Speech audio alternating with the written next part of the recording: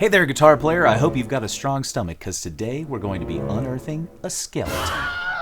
A lot of practitioners of acoustic music that play fiddle tunes are really into this concept of the skeleton melody. The skeleton melody is kind of a reduction of any fiddle tune down to its most essential notes. How can David Greer and Kenny Smith play two different versions of a tune but still capture that essence? Well, the skeleton melody is what we're talking about here. Let's listen to my variation of St. Anne's Reel, and then we'll kind of peel the layers back to get down to that skeleton melody.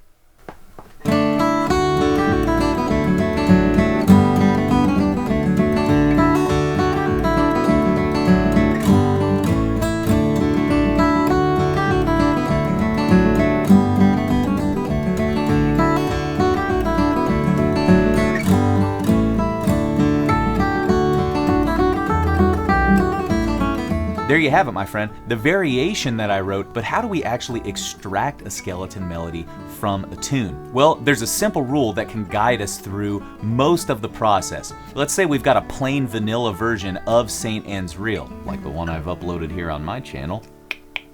So if we look at the first four measures of my plain vanilla version of St. Anne's Reel, it sounds something like this.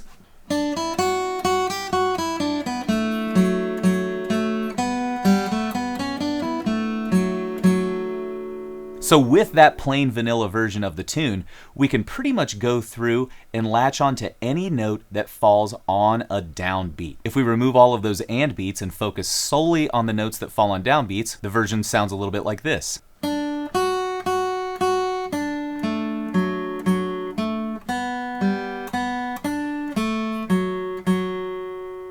So I know what you're already thinking. That doesn't exactly make the most compelling version of a fiddle tune, right?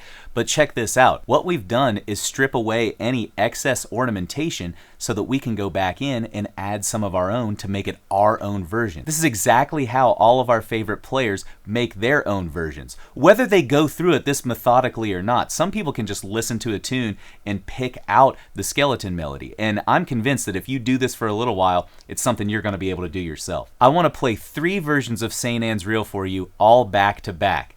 The plain vanilla version of the melody, the skeleton version of the melody, and then my variation.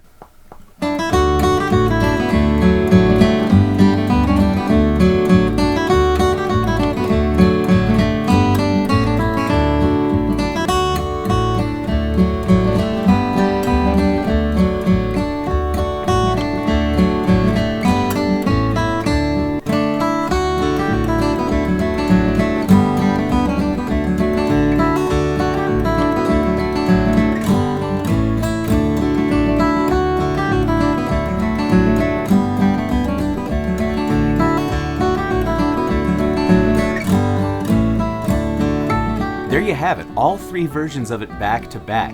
And you can clearly tell, right, that all three are related. All three kind of have the same essence and the same spirit. That middle version, the skeleton melody, being the common thing between the plain vanilla version and the variation that you heard at the end. So what do we do with this information as guitar players? Well, the thing that I like to do with all of my fiddle tunes is to see if I can kind of pick a skeleton melody out of thin air whenever I learn it. So one of the first things that I'll do after I kind of master a basic version of a fiddle tune is see if I can just play the notes that happen on the downbeats and extract this skeleton melody myself. As you find out, when you do this process, you're not going to come up with the right skeleton melody all of the time. Some of the essential notes will occasionally fall on off beats, etc. So just kind of use your ears, and if the skeleton melody doesn't quite sound right, then you'll know to go back in and maybe select one of the notes that you eliminated from that original version. Now that we have an idea of how to access the skeleton melody, let's go ahead and learn that version of St. Anne's Reel that I wrote out for us here today. In the B part, I decided to use a signature kind of floating lick that is in some of my other D arrangements, so keep an eye out for that one. Let's go.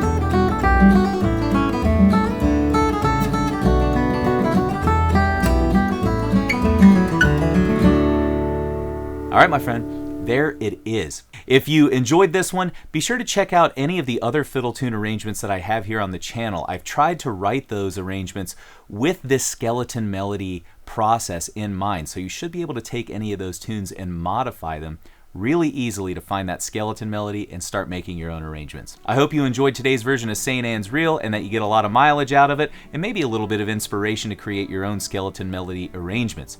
If you haven't had a chance, go ahead and hit that subscribe button below and the bell notification button. That way you get notified when I upload new lessons here to the channel. Also, if you're interested in some more guided study with this or any of the other arrangements that I have here on the channel, go ahead and check that link below in the description to the Hayes Griffin Guitar Club. That's my premium membership service where you get tab, backing tracks, and a whole load of other goodies for each video lesson that I release. You'll also get access to our community of learners just like you, so you can tap into their collective knowledge to help you on your guitar journey. Thanks so much for checking this video out, but don't go anywhere. We've got more great video lessons right here.